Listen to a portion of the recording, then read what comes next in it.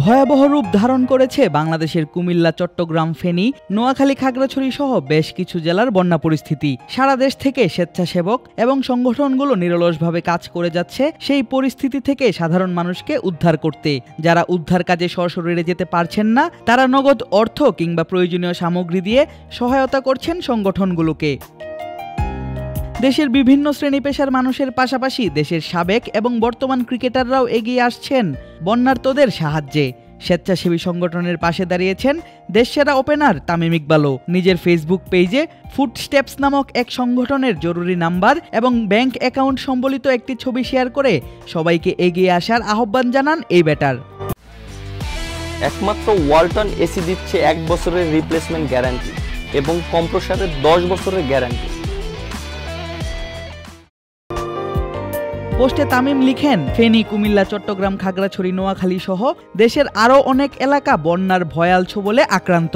কঠিন এই সময়ে আমাদের সবার দায়িত্ব দুর্গতদের সহায়তা করা। ব্যক্তিগতভাবে কাকে কার পছন্দ, কাকে অপছন্দ, কার কি মতবাদ এইসব ভাবার সময় নয় এখন। কাঁধে কাঁধ মিলিয়ে সবাইকে ঝাঁপিয়ে পড়তে হবে মানুষের পাশে থাকার জন্য। নিজের জায়গা থেকে কাজ করে যাচ্ছেন উল্লেখ করে এই ওপেনার লিখেন, আমি নিজের দায়িত্ব পালন করার চেষ্টা করছি।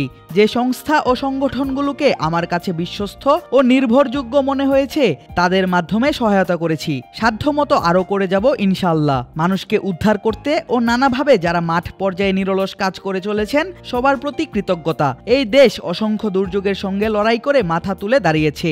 এবারও আমরা সবাই একতাবদ্ধ হয়ে মানুষের জন্য কাজ করব, সবাইকে নিরাপদ ও ভালো রাখব।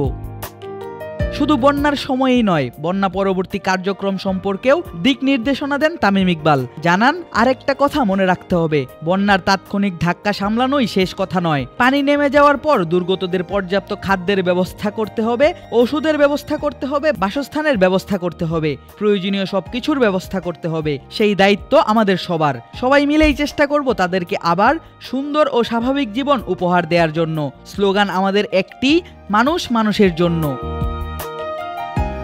এর আগে জাতীয় দলে তামিমের সাবেক সতীর্থ এবং বাংলাদেশ জাতীয় দলের সাবেক অধিনায়ক মাশরাফি বিন মুর্তজাও এক পোস্টে দোয়া চেয়েছেন বন্যার পানিতে আটকে থাকা মানুষের জন্য।